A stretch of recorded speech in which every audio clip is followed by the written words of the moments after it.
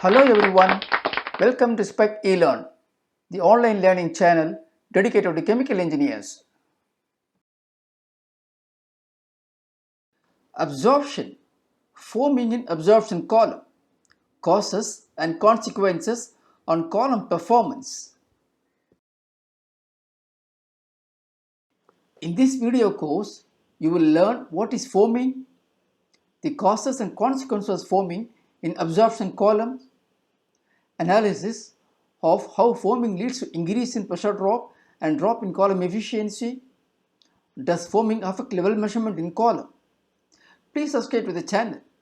By subscribing, you will motivate us to produce knowledgeable video content for you. So subscribe now before you forget.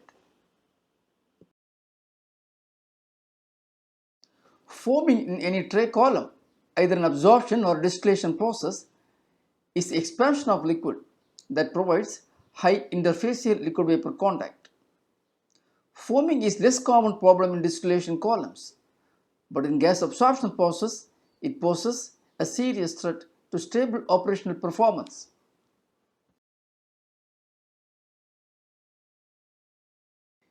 In a normal cross-flow tray column, the tray design is such that the vapor issues through the tray holes and bubbles through the liquid flowing across the tray. The bubbling of vapor through the flowing liquid generates froth, which is critical for large interfacial area required for good mass transfer. The figure below illustrates the clear liquid level, effective froth height, and the two-phase layer on the tray, where the vapor-liquid disengagement is occurring before liquid drops settle down and the vapor leaves to the tray above. Under normal circumstances, the tray design is such that the tray spacing Ts has sufficient space over the froth for the vapor-liquid disengagement.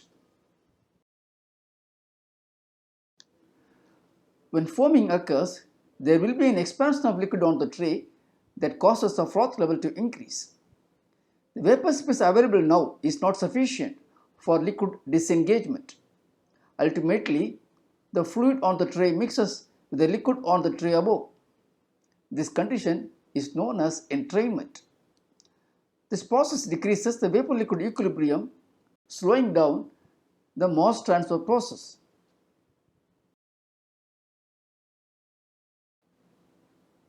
The causes of foaming. The causes of foaming are many. We will discuss them in detail one by one. 1. High vapor or gas velocity through the trays. One of the causes for foaming is very high vapor or gas velocity. This may be due to under-design of the column or design deficiency.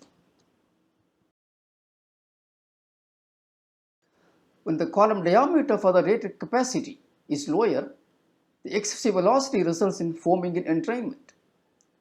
Columns are typically designed for 70% flood. When the diameter is low, the column begins to flood at rated capacity.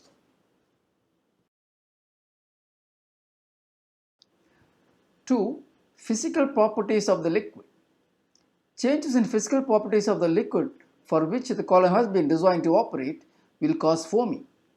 Certain solvents used in gas treatment can cause foaming. 3. Presence of hydrocarbons, polymers, and other solids.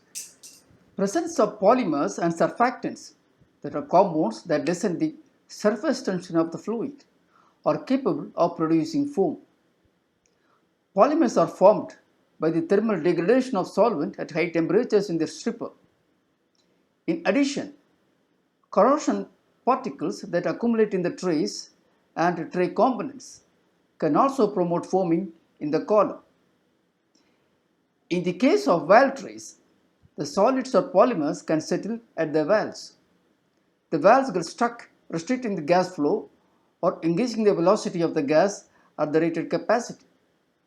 It is likely that the solid polymer particles carried by the liquid to the downcomer, where it settles at the downcomer bottom and decreases the downcomer clearance and restrict the liquid flow to the tray below.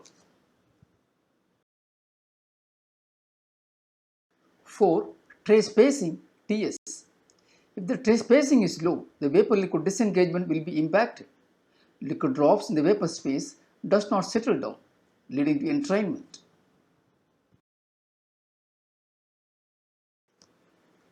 Consequences of foaming. In absorption columns, the foaming will lead to entrainment and carryover of solvent in the treated gas leaving the column. Carryover of solvent in the overhead treated gas has several implications on the treatment process.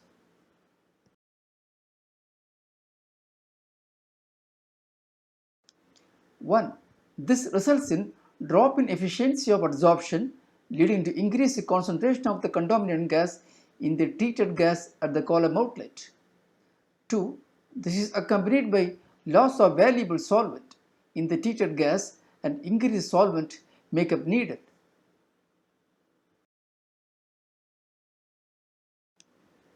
3. Increased pressure drop across the absorber. 4. Reduction of absorber capacity. 5. Corrosion of process equipment downstream of the absorber. 6. In case a gas treatment by absorption is followed by drying on molecular sieve, the molecular sieve performance will be impacted. Foaming and pressure drop. You have seen how the polymers produced in the stripper find its way into the absorber and finally settles around the valves in the trays and also downcomers.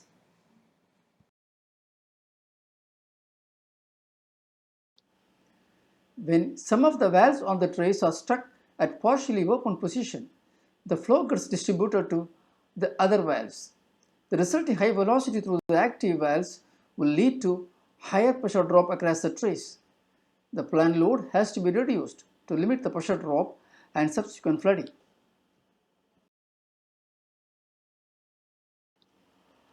How does entrainment occur? In a normal tray, the tiny liquid drops are suspended in the vapor-liquid disengagement space. The small droplets coalesce into larger droplets and settle down on the froth on the tray floor, and the vapor moves up to the tray above.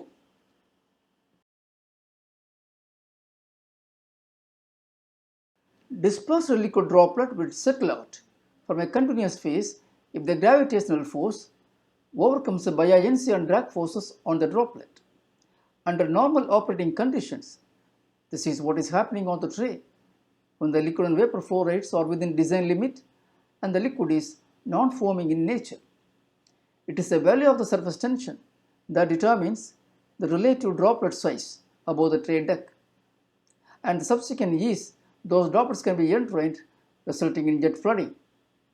Lower the surface tension, smaller the droplet size, and lower the value of the tray capacity it takes to entrain massive number of those droplets to the tray above. Contaminants causing the foaming prevent coalescence of smaller droplets into bigger droplets, making the entrainment easier. Hence, surface tension in combination with other factors mentioned above, such as contaminants, tray loading, tray spacing, opening size, influence the entrainment or jet flooding. The importance of surface tension in the maximum capacity of tray column is expressed by the flare-fed correlation as below. CSB equal to UNF times rho V divided by rho L minus rho V to the power 0.5 times 20 by sigma to the power 0.2.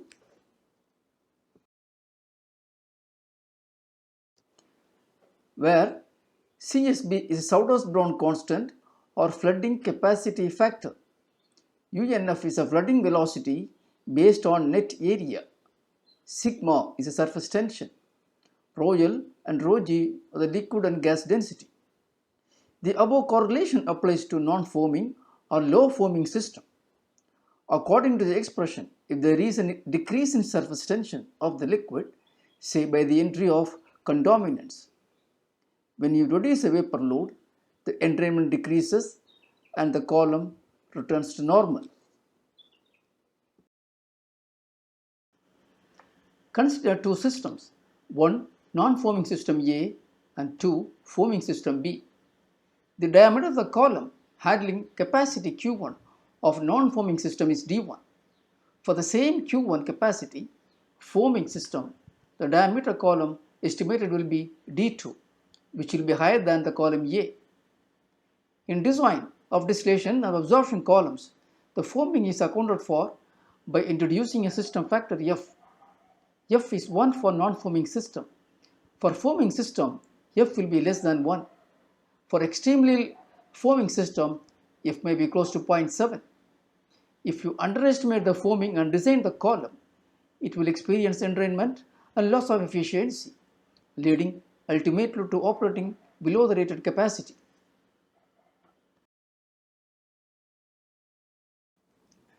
If you feel the solvent used can become foaming in nature due to contamination or presence of other hydrocarbon, packed column is recommended in place of tray column. Packed column performs better with the liquid having foaming characteristic. Effect of entrainment on efficiency. When entrainment occurs, some of the gaseous contaminant separated on a tray also gets moved to the tray above instead of going down with the absorbent liquid. This reduces the efficiency of the tray, which in turn affects the overall efficiency of the column. If the entrainment continues in all the trays above, the overall efficiency of the column will be severely impacted. Reduction of column capacity is the only option to operate the column within design efficiency limit in such conditions. Watch the video on tray column efficiency under the playlist Distillation for more knowledge. Effect of foaming on column liquid level. When the liquid falls into the column sump, it enters a stagnant zone where there is no gas or vapor induced agitation as in the tray floor. Hence, the probability of foaming is very low. Thus, in my opinion, there will be no problem with the level measurement. The level indicator will indicate the actual level.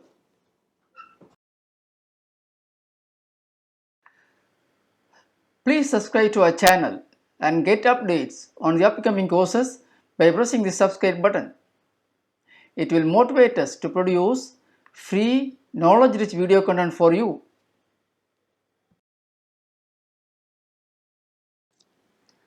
With this, we have come to the end of the presentation. Please give your comments, if any, about this course after you finished viewing this video. Share with your friends and colleagues to reach out to large number of career-oriented professional students.